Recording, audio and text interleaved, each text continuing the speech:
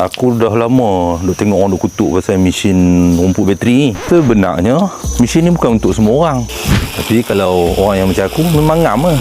Aku mesin hanya 2-3 minggu sekali je. Halaman kecil, rumah kecil kan. On. Boleh terus on.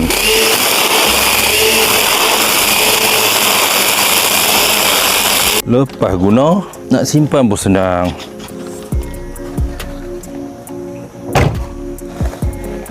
Kalau simpan dalam rumah pun tak ada busuk petrol.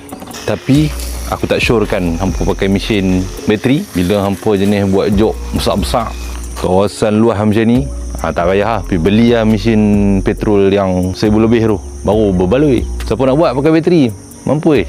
Jangan tanya mesin mana yang power, tapi tanya dulu adakah penggunaan hampa tu berbaloi untuk apa pakai mesin petrol ataupun bateri. Sebab kalau penggunaan setakat yang macam aku ni, tak perlu pun mesin rumput yang besar-besar. Cukup sekadar yang macam ni.